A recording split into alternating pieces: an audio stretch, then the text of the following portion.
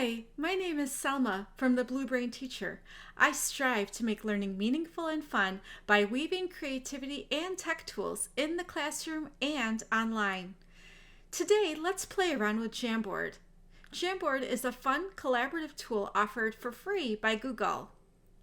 Watch and take notes as I show you how to incorporate Jamboard into your classroom by watching me give a sample lesson, or skip ahead and just see how I do it. Enjoy. Hi, Mrs. Dewaney. I'm so glad to be in your class. Hi everyone.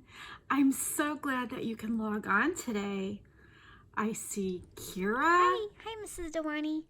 Oh, look, Wyatt, we have the same shirt. That's awesome. Hi. Oh, I'm really looking forward to what we're going to learn today. Hi Carmen, I see you too. How are you all? I hope you're doing really good, and I hope you're excited about today's class. Let's just jump right in today. Okay, I'm going to share my screen. So I am giving you a link to a Jamboard. Oh, I love Jamboard so much. What activities are we going I to do? love Jamboard. I love Google. Okay, so click the link and let's all meet on the Jamboard. I was really looking forward to today's lesson. Okay, I'm sharing my screen just in case.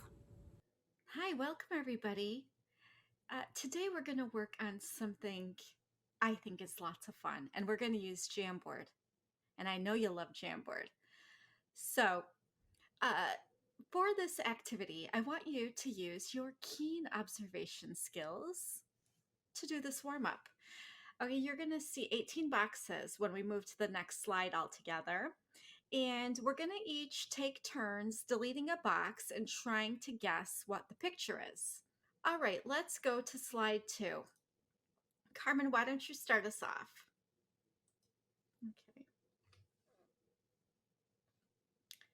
Okay. So it looks like it's green, and I'm not really sure. I'm gonna think it's outside, but I'm not sure what it is. Okay, good. Why? How about you go?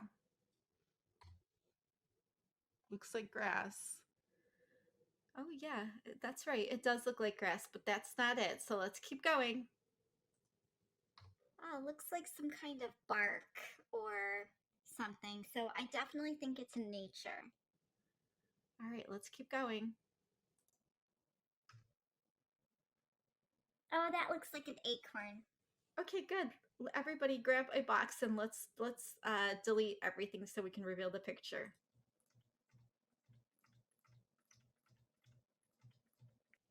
We have another warm up, but we'll do that another day. Let's move on to our lesson. Okay, so today we're going to talk about observation.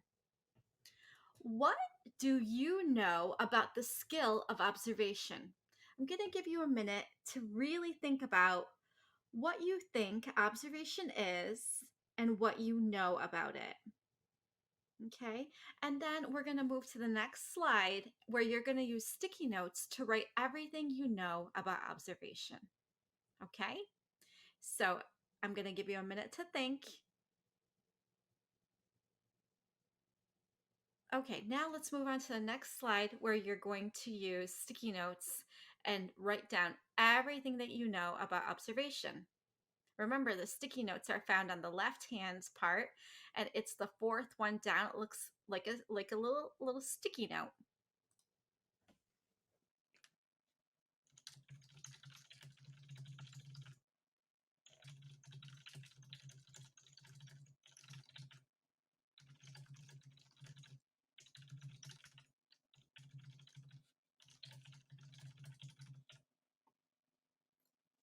Okay, good. So observation uses senses. Observation means to look at something. There are tools for observing, and observation gives us data. I am glad that you used all of the rules for divergent thinking in order to come up with as many ideas that you can. When you're ready, let's move on to slide 7. Everybody go up to the top and click slide 7. So when we observe objects or any kind of phenomenon, we we gather information using our 5 senses. Observation is also factual information that describes something. So factual means that it is true. Okay? Okay, so now I want you to use the sticky notes and tell me everything that you want to learn.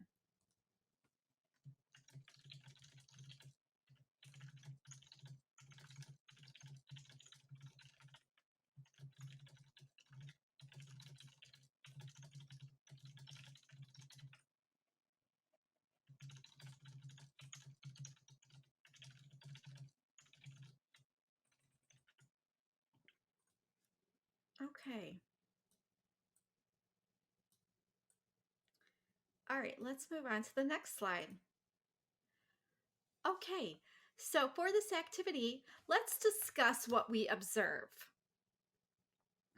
Okay. Well, I see a beak. I see eyes, feathers. It looks like as if it's an eagle, but I'm assuming, or I'm thinking that it is a hand because I can see fingers, I can see a nail. It's painted, but I can see these things. Okay, so let's move to slide 10. Observation versus inferences. Observations are information gained through the senses. For example, we can observe that the flower is yellow. This is fact. It is sunny outside. It's a fact. The alarm is beeping is a fact, and the air feels humid is a fact. An inference is an assumption or a prediction made from observations. So the table looks like wood. The street is wet. It must have rained. The metal is red. It must be hot. So going back to our bird here, our eagle, what is an observation and what is an assumption? An observation can be that it looks painted. So it must not really be an eagle. It's a picture. I see a nail on a finger, on a thumb. Therefore, it must be a hand. Okay, very good. Observation versus inferences. Now, I want you to read these cards, and I want you uh, to drag them to the correct side. So, to the left if you think it's an observation, and to the right if you think it's an inference. Okay, Carmen, how about you get us started? The ground is wet. It must have rained. That's an inference. The ground is wet. That's an observation. The chicken smells rancid is an observation. The rock is 3 pounds is an observation. And Sam is happy. She must have found her phone. That's an inference. Very good. Okay, let's go to slide 12. Okay, now we're going to go to our independent practice.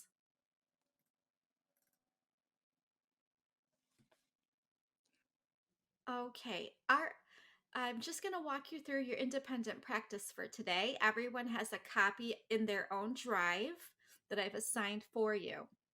So this is our observation science unit. For lesson 1, I want you to watch the video. You must read about the skill of observation and answer the questions on the next slide. You should sort the statements into observation or inferences. And if you have time, you can find an interesting object at home, observe it, and record the data here. And for homework tonight, I want you to answer your prompt in your science journal. Okay?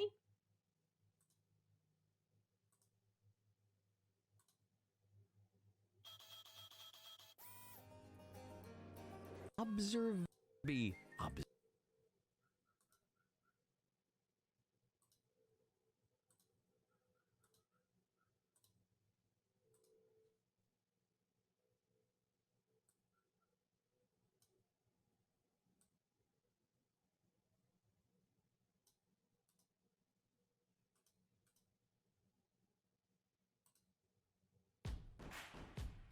are.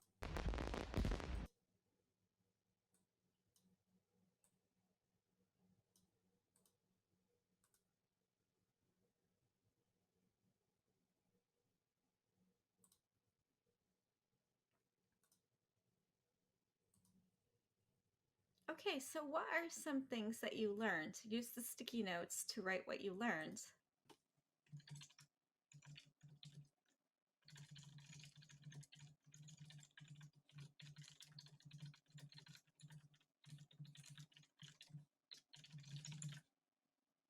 To wrap it up, I want you to find a picture and explain how that picture is similar to observation or assumption. I want you to kind of relate a picture to observation. In order to do that, you're going to go to add image and you're going to do a Google image search and find an image that explains what observation is to you.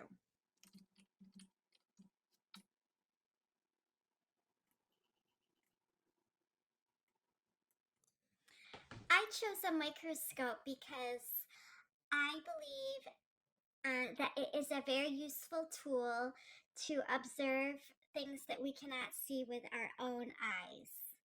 Okay, now that you've watched a sample lesson, I want to show you how I start a Google Jamboard and a Google slide because you're going to need both to make a really good Jamboard.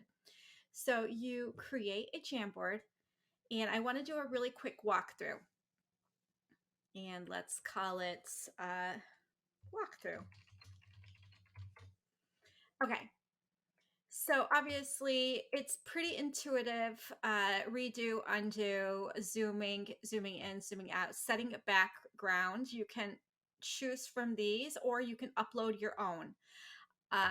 I use this a lot and I'm going to show you how I make custom backgrounds using Google Slides. I personally use PowerPoint because I like to use my own fonts, but you can easily make it in Google Slides.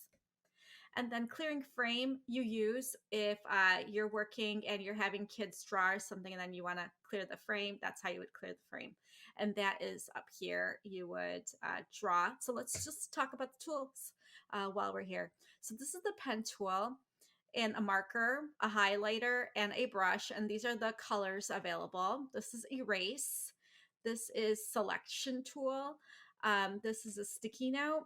This is when you want to insert images. You can insert by URL, camera, Google image search, Google Drive, Google Photos.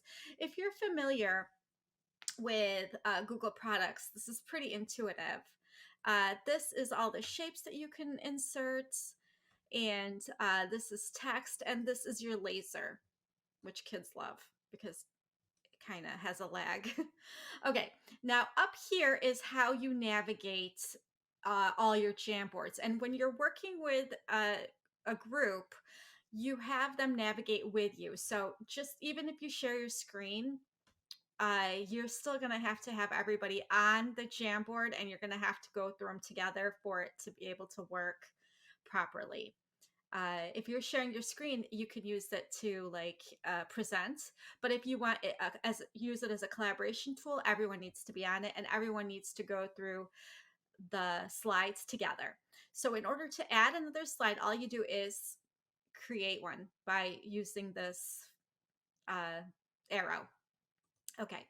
And let's say you didn't want that. You can click that down button. You see there's a down right there. Click it and you'll see all your frames there and you can just delete or duplicate. So depending on what you want to do, that's why that's helpful. And you can also, let me show you, you can move them around. So you can do that. That's helpful too when you have lots of slides. And I think you can have a total of 25 slides. So that's the basics of that. Now that you understand what the capabilities are, I want to show you how I set up this. Okay. So let's go to, okay, I already have one here. So if you're going to make this kind of puzzle, I would just duplicate this and use it. So what I would do is, let me just delete this really fast for you. Oops. So I need the select tool. because I can't hang on to it otherwise. Let me just delete these really fast. So like I told you, you're going to set your own backgrounds and do a Google image seesaw. I don't know why that came to my mind, but something like that. Okay. And that's why I like to make my own custom ones. So if you go to just really quick, if you start, if you start a Google slide and you go ahead and you design your Google slide here any way you want. So, change your background, like to a different color. Let's make it orange. And then I don't know, make a decoration here or something. I don't know. Like, I'm just showing you what I did. Insert text box, and then you can write lesson 1 or something. That's why I like the fonts are limited on Google, so that's why I do it in PowerPoint. And then what you would do is save this, download it as a PNG or JPEG, and then you would upload it here. Okay. Anyways, back to making it a puzzle piece. You would come here, copy that, and then paste it.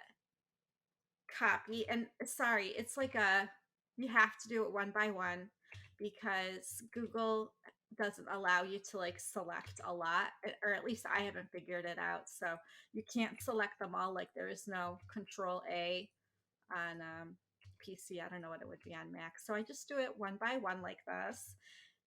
It takes time, but it's worth it because it's everybody loves a reveal game, don't they? Okay, so that's how I prepare that. And just to show you, like if I was using this as a template, when I'm done with this, I can just delete the ones that I made, so you can delete this. You can delete and you can change frames around. Everything else is pretty basic. Here in the activity where these were here, I have created this in Google Slides. So let's go back to Google Slides again. What I did was I insert a shape. Sorry, shape here. Make it white.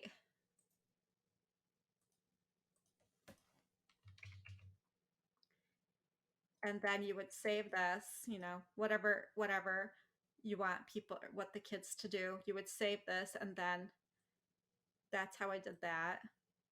I set up Post-it notes already, and then the kids will sort them. Let's see what else. Yeah, but it's so simple. It just is going to require some thought. And I also use it just for presenting. So you can use it either way. I really enjoy Jamboard and Google Slides together. Google Slides is excellent for independent work or working with just 2 people. I think once you do like the whole class, it bogs it down and it really slows down Google Slides. That is why I prefer Google Jamboard for class activities or group engagement. You can easily work with groups too. Like let's say you had 3 groups. You can, let's go back to this again. Okay, let's set this up again. If you had 3 groups and you want each group to work on it, you can duplicate the slide, duplicate, and then tell group 1 to go to 10 and group 2 to go to slide 11, and that way kids can work at the same time.